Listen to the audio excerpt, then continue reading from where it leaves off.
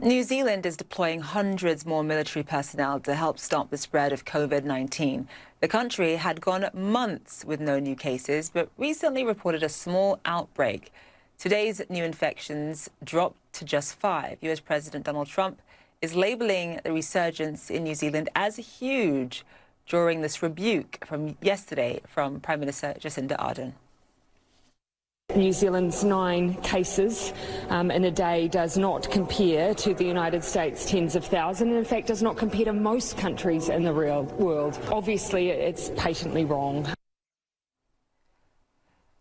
We're joined now by Phil Goff, the Mayor of Auckland, New Zealand. Phil, thank you so much for being with us. Just start by setting the scene for us in terms of how, you guys have basically gone months with no new cases and were hugely successful in sort of clamping down on this virus, and then suddenly there has been a reintroduction. Just walk us through where things stand now. Yeah, well, we did do remarkably well. We went 102 days without any community transmission, and I think we're one of the best performing countries in the world, and probably still are.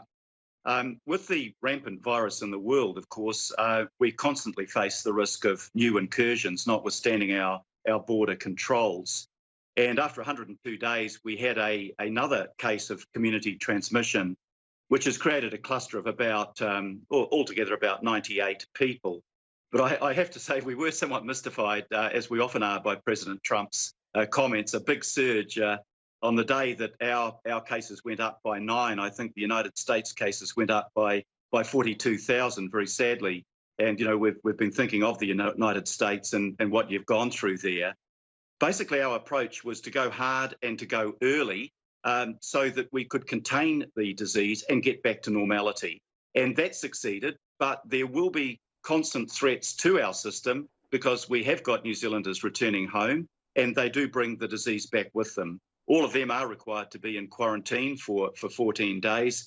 But, there are human errors in the system. And this was a case that got through. We are, however, confident at the moment that it's being contained and that we can reduce our alert levels and, again, enjoy the situation that we had for 3 months. Full football stadiums and life pretty much as normal, apart from the closure of the border. So notwithstanding the sort of a handful of cases you're seeing, each day, I mean, the fact that you attacked the virus head on, hard and early, as you say, what can other countries around the world learn from the way New Zealand has handled this from the get-go?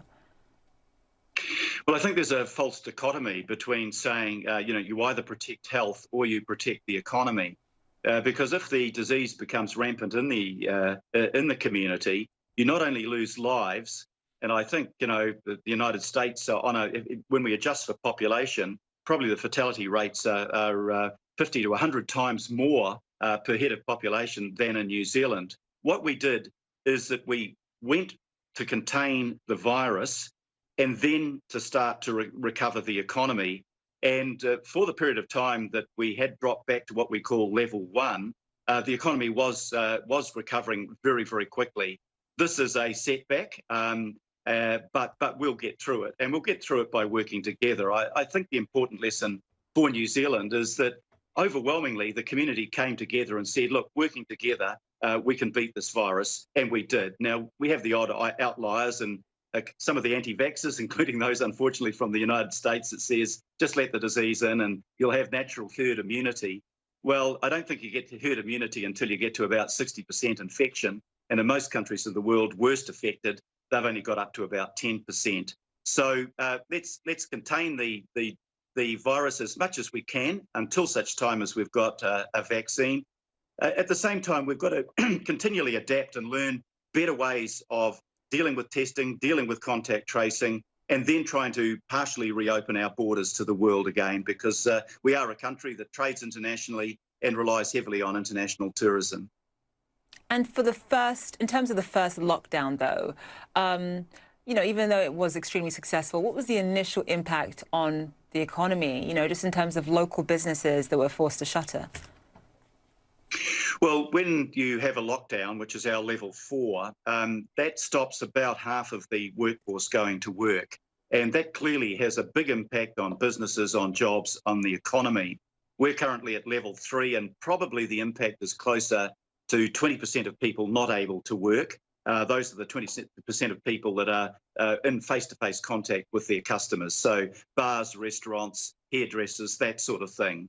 And of course, at the moment, we have closed down major public events just when we're enjoying getting back to full sports stadiums and gatherings and greeting people like we normally do. The clear messages are, wash your hands regularly, maintain social distancing, wear a mask if you're going out into public while we're at level 3. We didn't have to do that when we reduced to level 2 and level 1, and we hope to be back there, hopefully within a matter of weeks. All right, Phil Goff, Mayor of Auckland, thank you so much. Appreciate you joining us.